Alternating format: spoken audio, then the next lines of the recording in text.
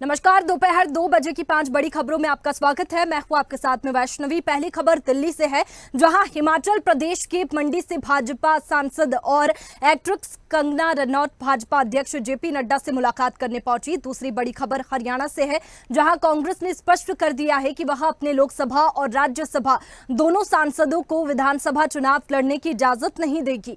तीसरी बड़ी खबर बहराइच से है, जहां 50 से अधिक गांव में आतंक का पर्याय बने भेड़ियों ने दहशत के मामले में बाघ व तेंदुओं को भी पीछे छोड़ दिया है। चौथी बड़ी खबर महाराष्ट्र से है, जहां महाराष्ट्र के सिंधुदुर्ग जिले में छत्रपति शिवाजी महाराज की मूर्ति ढहने के मामले में राजनीति अब तेज हो गई है। आखिरी और अंतिम खबर राजस्थान से है, जहां भजनलाल सरकार ने 2 से ज्यादा संतानें होने वाले कर्मचारियों को बड़ा तोहफा दिया है।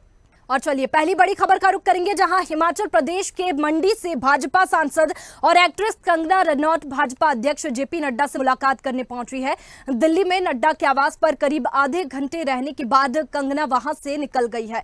किसान आंदोलन पर बयान के बाद भाजपा के किसी बड़े नेता से कंगना की ये पहली मुलाकात थी।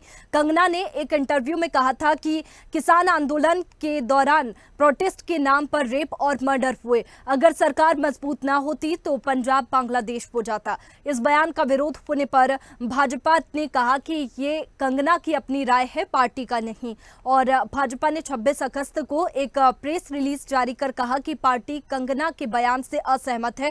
कंगना को पार्टी के नीतिगत मुद्दों पर बोलने की इजाजत नहीं है। पार्टी ने उन्हें आगे ऐसे बयान न देने की हिदायत भी दी थी। और इसी पर ज्यादा जानकारी के साथ संवाददाता तनु हमारे साथ में लाइव जुड़ चुकी है। तनु, कंगना रनौत के विवादित बयान के बाद में लगातार उनकी मुश्किलें बढ़ती जा रही है और अब जेपी नड्डा से उनकी मुलाकात हुई है, तो मुलाकात का क्या नतीजा निकला? जी बिल्कुल वैष्णवी, जिस तरीके से कंगना रनौत जो है वो लगातार लाइमलाइट में बनी रहती है अपने बयानों की वजह से। वो अक्सर कुछ ना कुछ ऐसा बयान दे देती है जिससे जो सियासत है वो भी गर्मा जाती है। और आज कंगना रनौत दिल्ली पहुंची थी और जेपी नड्डा से उन्होंने मुलाकात की है। करीब आधे घंटे तक उन्होंने मुलाकात की है। और देखिए, मुलाकात इसलिए भी महत्वपूर्ण हो जाती है क्योंकि जब से वो प्रेस रिलीज किया गया, कंगना रनौत ने जो आपत्तिजनक बयान दिया किसानों को लेकर और उसके बाद जो प्रेस रिलीज जारी किया गया, उसके बाद ये पहली मुलाकात है वैष्णवी। इसलिए भी ये इंपॉर्टेंट है। हालांकि जो प्रेस रिलीज किया गया उस पर ये हिदायत भी दी गई थी कंगना रनौत की कि वो इस तरीके के बयान देने से बचे और पार्टी इस बयान का सपोर्ट नहीं करती है। ये उनकी अपनी व्यक्तिगत सोच है। लगातार देखिए, इंटरव्यू भी अलग अलग मीडिया संस्थानों को कंगना रनौत देती हुई नजर आ रही है। और अभी हाल फिलहाल की बात अगर की जाए तो उन्होंने एक मीडिया संस्थान को इंटरव्यू दिया, जिसमें उनसे जब जातिगत जनगणना के बारे में चर्चा की गई तो उन्होंने कहा कि नहीं, बिल्कुल नहीं होनी चाहिए। तो अक्सर हम देखते हैं कि पार्टी से बिल्कुल अलग ही दिखाई देती है कंगना रनौत। और देखिए, ये सियासत इसलिए भी गरमाई क्योंकि राहुल गांधी ने खुद ये कह दिया आकर कि ये नियत बताता है कंगना रनौत की और बीजेपी की कि वो कैसी सोच रखते हैं, उनकी कैसी नियत है किसानों को लेकर। राकेश टिकैत खुद इस पर जो है वो बहुत आक्रोश में दिखाई दिए थे। उन्होंने कहा कि ये आंदोलन इतना लंबा इसलिए चला था क्योंकि किसानों की मांगे कुछ ऐसे थी और बहुत शांतिपूर्ण ये आंदोलन चला था। और अगर सरकार जो है वो तानाशाही की नहीं होती तो हमें आंदोलन ही नहीं करना पड़ता। देश में तानाशाही की सरकार है, ये राकेश टिकैत की तरफ से कहा गया था। देखिए, जब प्रेस रिलीज जारी किया गया तो वैष्णवी, आपको भी याद होगा, प्रियंका चतुर्वेदी ने ये पोस्ट कर कहा था कि ये जो प्रेस रिलीज किया गया है ये तो ना तो बीजेपी के लेटर हेड पे है, ना ही इस पर किसी के सिग्नेचर है। और साथ ही उन्होंने ये सवाल भी खड़ा किया था कि ऐसा क्यों, किसी के सिग्नेचर क्यों नहीं है, भाजपा जवाब दे, क्योंकि क्या इसके पीछे साजिश है या फिर कुछ और जो है इसके पीछे की वजह है। तो लगातार कंगना रनौत की जो मुश्किलें हैं वो लगातार बढ़ती हुई नजर आ रही है उनके बयानों की वजह से। और आज जेपी नड्डा से मुलाकात का सीधा सीधा मकसद उनका ये था कि अब उनको धैर्य बरतने की जरूरत है। जिस तरीके से पार्टी ने पहले भी उनको नसीहत दी है कि कोई भी बयान देने से पहले, कुछ कहने से पहले आपको सोचना समझना चाहिए। बिल्कुल तनु, अपने बयानों की वजह से लाइमलाइट में रहती है कंगना रनौत और ये मुलाकात हुई है जेपी नड्डा से और हिदायत भी दी गई है। इसके साथ ही तनु, अगर आगे और भी ऐसे बयान कंगना रनौत के सामने आते, क्योंकि अक्सर कंगना रनौत के बयान ऐसे सामने आते रहते हैं, अगर आगे भी आते हैं तो क्या एक्शन उन पर लिया जा सकता है? क्या ये भी बात जेपी नड्डा की ओर से कही गई है?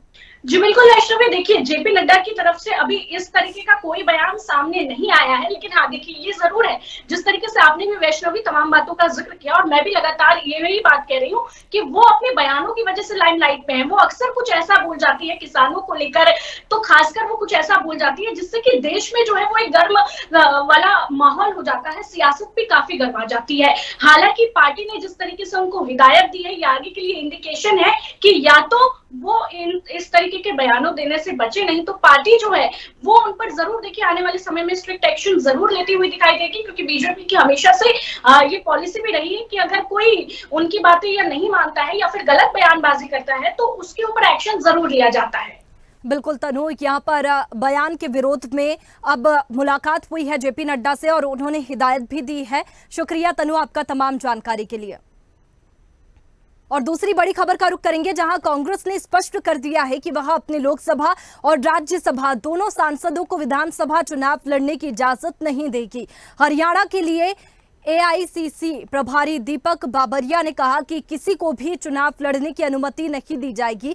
बाबरिया की टिप्पणी ऐसे समय में आई है जब सिरसा की सांसद कुमारी शैलजा और राज्यसभा सदस्य रणदीप सुरजेवाला ने चुनाव लड़ने की गहरी इच्छा व्यक्त की थी। बाबरिया ने आगे कहा था कि जब किसी सांसद की दावेदारी आती है तो स्क्रीनिंग कमेटी का दृष्टिकोण ये होगा कि उन्हें चुनाव लड़ने के बजाय अभियान पर ध्यान केंद्रित करना चाहिए। बाबरिया ने कहा कि पार्टी चाहती है कि सांसद हरियाणा में चुनाव प्रचार पर ध्यान केंद्रित करें, न कि राज्य चुनाव लड़ने पर। और दीपक बाबरिया ने हरियाणा चुनाव लड़ने के लिए किसी भी सांसद से सुझाव मिलने से भी इनकार किया है।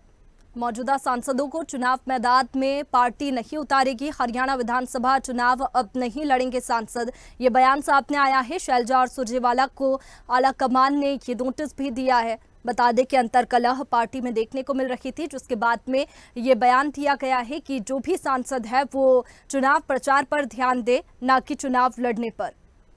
और इसी पर ज्यादा जानकारी के साथ ब्यूरो चीफ चंडीगढ़ पांखिल हमारे साथ में फोन लाइन पर जुड़ गए हैं। पांखिल, पार्टी में अंतर्कलह देखने को मिल रही थी, जिसके बाद में ये बयान सामने आया है। अब क्या राजनीति देखने को मिल रही है हरियाणा में? देखिए, इसमें सबसे पहले आपको बताना चाहेंगे कि हरियाणा विधानसभा चुनावों को लेकर कांग्रेस के अंदर बड़ा ही घमासान सा चल रहा था।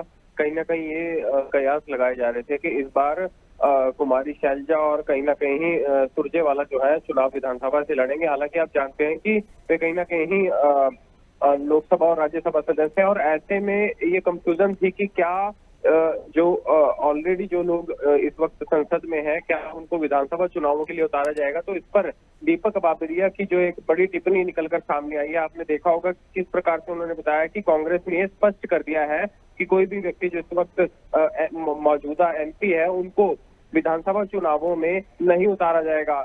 और हालांकि ये भी बयान दिया गया है कि उनको चुनावों की तैयारी में केंद्रित किया जाएगा, और ये रोड मैप सारा जो है यही एमपी करेंगे और इन्हीं की अध्यक्षता के अंदर जो है ये चुनाव करवाए जाएंगे। जी बिल्कुल पंखिल, इसके साथ ही जब सांसद चुनाव नहीं लड़ेंगे, ये बयान आ चुका है, तो अब क्या नई रणनीति यहाँ पर कांग्रेस की रहेगी? किसको मैदान में उतारा जाएगा? पंखिल, आवाज पहुंच रही है आप तक? चलिए पंखिल, बहुत शुक्रिया आपका तमाम जानकारी के लिए। और तीसरी बड़ी खबर का रुख करेंगे, जहां बहराइच के महसी तहसील क्षेत्र के 50 से अधिक गांव में आतंक का पर्याय बने भेड़ियों ने दहशत के मामले में बाघ व तेंदुओं को भी पीछे छोड़ दिया है।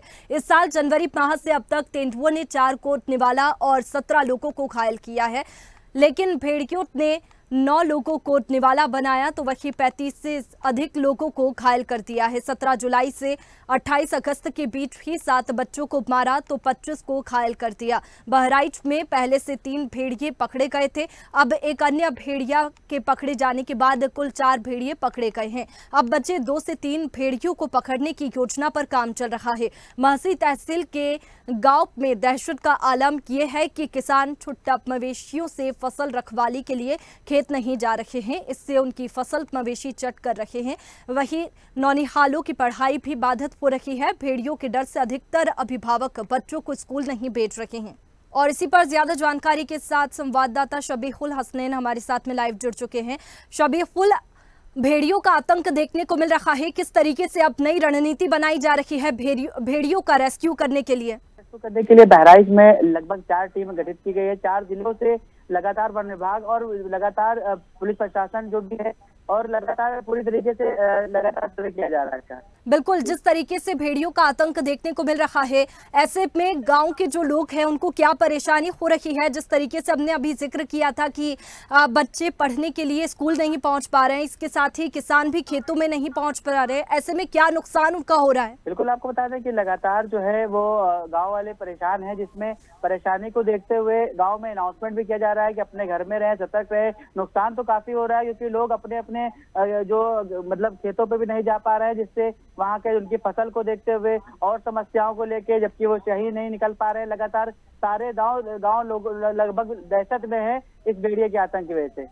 4 भेड़ियों का रेस्क्यू हो चुका है, इसके साथ ही आगे अब क्या योजना है रेस्क्यू के लिए? जी, अभी तक तो 3 पकड़े गए थे और आज बहराइच में एक और भेड़िया पकड़ा गया है और इसी के साथ चारों टीम लगी हुई है, चारों जिले की टीम लगी हुई है और पूरी तरीके से प्रयास किया जा रहा है कि जल्द से जल्द और बचे हुए जो 2 भेड़िए हैं उनको भी पकड़कर और तो किया जाएगा। जी बिल्कुल, जिस तरीके से भेड़ियों का आतंक लगातार देखने को मिल रहा है, इसके बाद में पुलिस प्रशासन और जिला प्रशासन किस तरीके से अलर्ट मोड पर है और लोगों को भी अलर्ट किया जा रहा है? पुलिस प्रशासन और बहराइच की कप्तान विंदा शुक्ला, जिलाधिकारी मोनिका रानी लगातार इसको संज्ञान में लेते हुए लगातार इस पर एक्शन ले रही हैं और हर वक्त चाहे दिन हो चाहे रात हो लगातार प्रशासन पूरी तरीके से हाईलाइट है। जबकि गांव में अनाउंसमेंट भी करवाया जा रहा है, लोगों से बताया जा रहा है, दिन और रात सबको सतर्क भी किया जा रहा है कि लोग सुरक्षित रहे और अपने अपने घर पे सेफ रहे।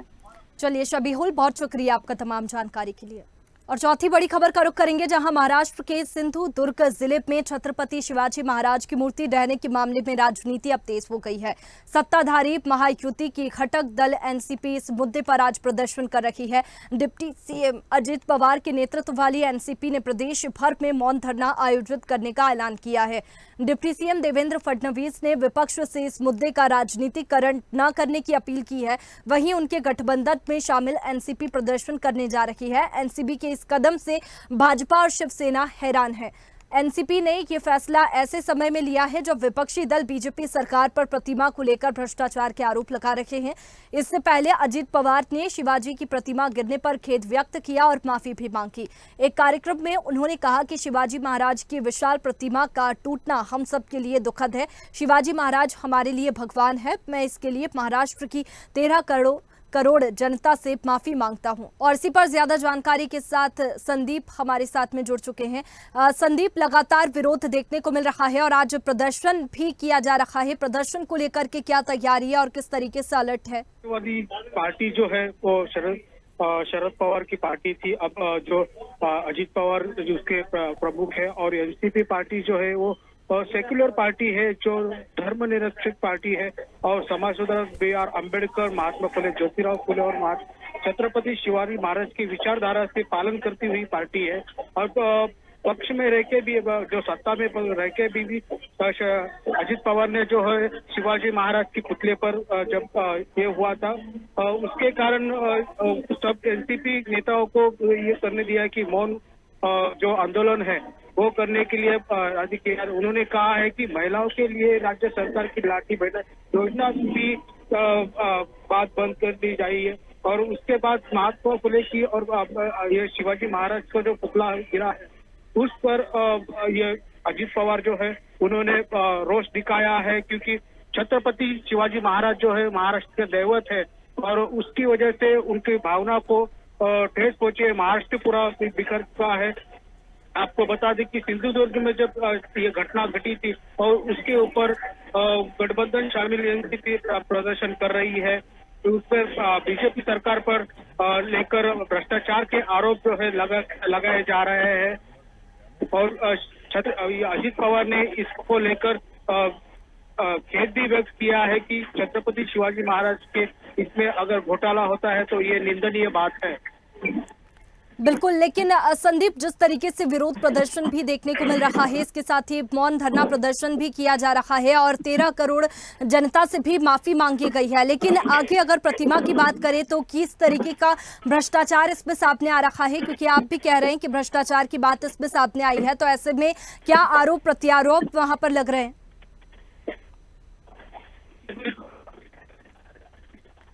संदीप, आवाज पहुंच पा रही है आप तक?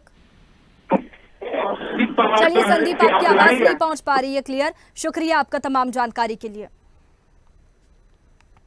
और पांचवी बड़ी खबर का रुख करेंगे, जहां राजस्थान में भजनलाल सरकार ने 2 से ज्यादा संतानें होने वाले कर्मचारियों को बड़ा तोहफा दिया है। अब इन कर्मचारियों को 2 संतानों के बावजूद भी प्रमोशन मिलेगा। इसके अलावा सरकारी कर्मचारियों की डेथ ग्रेच्युटी राशि 20 लाख रुपए से बढ़कर 25 लाख रुपए कर दी गई है। अब ऐसे कर्मचारी जिनके 2002 के बाद 2 से अधिक संतानें हैं, उन्हें प्रमोशन नहीं मिलता था, लेकिन कैबिनेट की बैठक में सरकार ने कर्मचारियों को बड़ा तोहफा देते हुए अब उनके प्रमोशन की राह खोल दी है। इसके चलते 2 से अधिक संतानों वाले कर्मचारियों को 22 साल बाद प्रमोशन मिलेगा। इसके अलावा भजनलाल सरकार ने ग्रेच्युटी राशि 20 लाख से बढ़ाकर 25 लाख रुपए कर दी है। तो भजनलाल सरकार ने कर्मचारियों को ये बड़ा तोहफा दिया है। राजस्थान की भजनलाल सरकार ने ये बड़ा फैसला लिया। कैबिनेट की बैठक में ये फैसला लिया गया और कर्मचारियों को बड़ा तोहफा दिया है। 2 से अधिक संतानें होने पर भी अब प्रमोशन का लाभ मिलेगा, जो कि पहले नहीं मिलता था, लेकिन कैबिनेट बैठक में ये फैसला हुआ है। कर्मचारियों को बड़ा तोहफा, बड़ी सौगात दी गई है भजनलाल सरकार की ओर से। और इसी पर ज्यादा जानकारी के साथ संवाददाता राहुल हमारे साथ में फोन लाइन पर जुड़ गए हैं। राहुल, एक बड़ी सौगात यहां पर कर्मचारियों को दी गई है, और क्या सौगात है, क्या कुछ जानकारी? राजस्थान सरकार की भजनलाल सरकार की जो कैबिनेट की बैठक थी, उसमें कई अहम फैसले लिए गए थे और उसी में कल जो कर्मचारियों को जो बड़ा तोहफा दिया है, राज्य कर्मचारियों को बड़ा तोहफा दिया है। 2 संतानें अधिक होने पर प्रमोशन का जो लाभ नहीं मिलता था, वो भी देने कल से जो बैठक हुई उसमें ये फैसला लिया गया। साथ में जो डेथ ग्रेजुटी थी वो उस राशि को भी 20 लाख से बढ़ाकर 25 लाख रुपए कर दी गई है।